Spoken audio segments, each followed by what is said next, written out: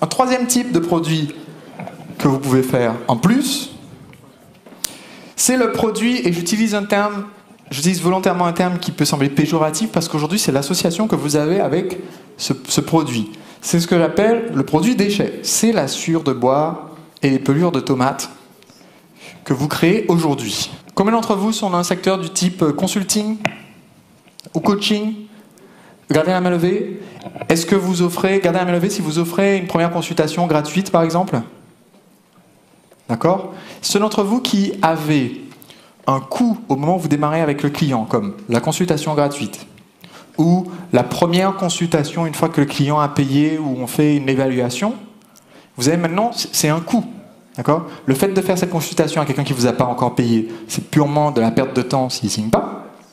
Et le fait aussi de faire la première consultation avec la personne qui a payé pour découvrir quels sont ses besoins et pouvoir travailler avec lui après, c'est un coût. À partir du moment où vous dépensez du temps sur le client, c'est un coût. Tout le monde me suit jusque-là?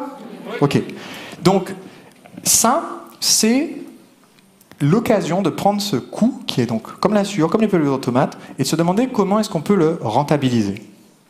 Une façon de le rentabiliser, si c'était le cas de la session de coaching gratuit ou de l'échantillon de produits gratuits, c'est encore une fois de le vendre aussi sur catalogue. Donc là, je suis en train de vous dire que la même session de coaching que vous faites gratuitement, de la proposer aussi à la vente. Combien d'entre vous se disent c'est bizarre d'avoir le même produit en gratuit et en payant?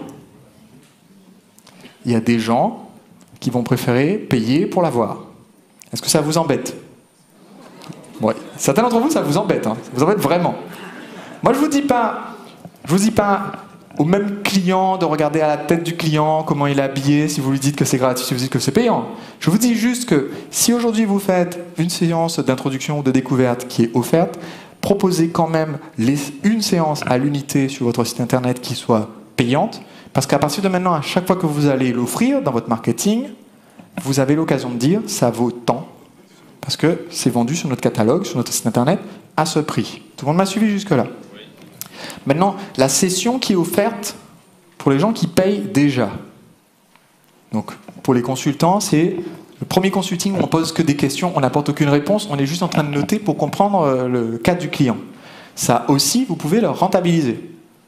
Vous pouvez le rentabiliser de plein de façons différentes. Vous pouvez le filmer dans le cadre d'un client, ça vous fait un exemple d'étude de cas de comment vous aider un client, et le mettre en ligne pour apporter d'autres clients qui vont voir « Ah ouais, il y a un processus ».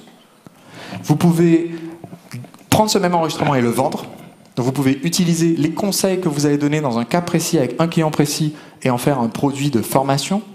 On a eu l'exemple avec un des membres des agisseurs, c'était hier, qui a eu un client qui a envoyé un mail disant « Mais dans votre formation, j'ai acheté la formation mais j'ai rien appris par rapport à ce que je savais déjà, j'ai des questions qui n'ont pas la réponse ». Et donc je lui ai dit, est-ce que cette personne t'a demandé remboursement? Il m'a dit non. Je lui ai dit, ben donc, c'est juste que tu as quelqu'un qui est en train de te faire une sorte de suggestion d'amélioration. Il n'a pas fait la demande, mais c'est une suggestion d'amélioration. La personne a des questions sans réponse. Il y en a une qui a osé parler, il y en a 10 qui n'ont pas osé le dire. Donc, il m'a dit, pour que le client soit content et pour éviter qu'il rembourse, je vais lui faire un rendez-vous Skype et je vais répondre à ses questions. Qui pense que c'est une bonne idée? Maintenant, le problème, c'est qu'une semaine plus tard, qu'est-ce qui va se passer? Vous allez recevoir un autre mail de notre client qui a les mêmes questions. Donc je lui ai dit, c'est tout simple. Tu fais la session Skype, tu demandes à la personne de préparer ses questions à l'avance et d'en poser autant qu'elle veut. Tu fais la session Skype, tu l'enregistres et tu l'ajoutes dans le produit de formation. Parce que maintenant, tu as complété le produit, il a encore plus de valeur et tu peux même envisager, encore une fois, de prendre cette session de questions-réponses et de la vendre comme étant un produit à part. Ce qui vous fait un catalogue énorme. Aujourd'hui, j'ai plus de 100 produits d'information que j'ai vendus, parce qu'en fait, quand je faisais un DVD, je fais un atelier. Je filme l'atelier pour faire un DVD. À la fin de l'atelier, les gens ont des questions. Je dis aux gens de garder toutes leurs questions et je réponds à toutes les questions à la fin de l'atelier. J'enregistre en audio toutes les questions qui sont à la fin de l'atelier. Ça me fait un CD. Maintenant, j'ai 3 produits à partir d'un seul. Est-ce que vous me suivez jusque-là? Aujourd'hui, vous devez créer ce réflexe parce que c'est ce qui vous permet d'élargir votre gamme de produits, de toucher vos clients sur plusieurs modalités, audio, vidéo, etc., même quand vous vendez du produit physique, et d'ajouter de la valeur sans vous ajouter des coûts. Je vais vous donner un deuxième exemple personnel. Pendant des années, j'ai fait un DVD par mois. Donc chaque mois, on filmait, on montait, on créait un DVD avec des conseils pour quelqu'un, pour faire des rencontres et pour sortir un petit peu de sa bulle.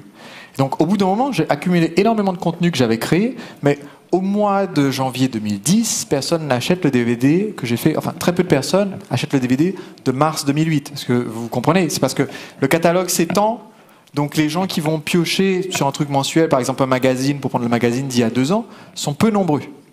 Et à ce moment-là, donc, j'ai utilisé la même technique que Brian Kurtz a utilisée dans sa société d'édition, où il publiait des newsletters très régulières, donc des newsletters où les gens s'abonnent pour recevoir une newsletter tous les mois par la poste. Eh bien, ce qu'ils ont fait chez Boardroom, c'est qu'ils prenaient les meilleurs conseils des newsletters pour en faire un livre.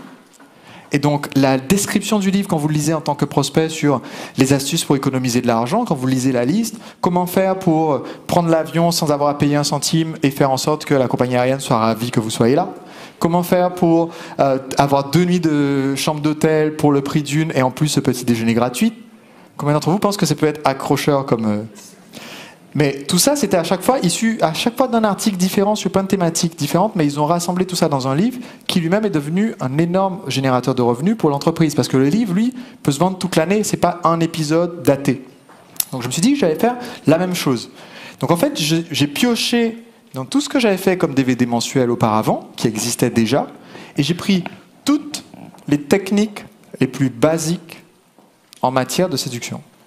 Comment s'habiller, parler à une fille, démarrer la conversation sans prendre une gifle, la faire rire, prendre son numéro, voilà, les choses les plus basiques.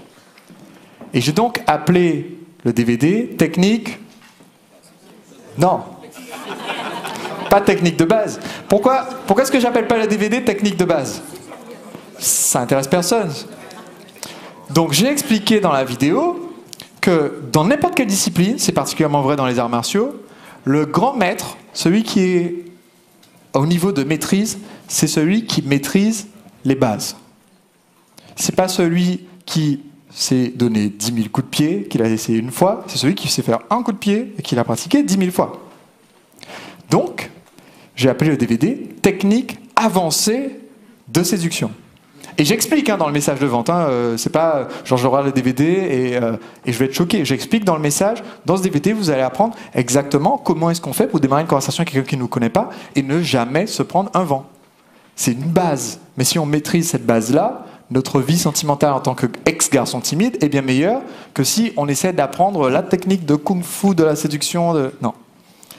Et ce DVD-là, je l'ai vendu plus cher que tous les DVD mensuels précédents. Donc les autres étaient à 47 ou 57 euros. Celui-là, j'ai vendu entre 77 et 97. Et c'est instantanément devenu mon produit le plus vendu.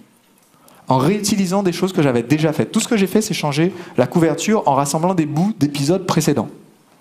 Donc évidemment, vous devinez bien que le DVD suivant que j'ai sorti s'appelait « Technique avancée de séduction 2 ». Qui est lui-même devenu, après, le best-seller parmi nos produits. Donc, je fais ça pour vous ouvrir l'esprit sur le fait que vous avez des ressources que vous n'utilisez pas aujourd'hui et qui pourraient cartonner.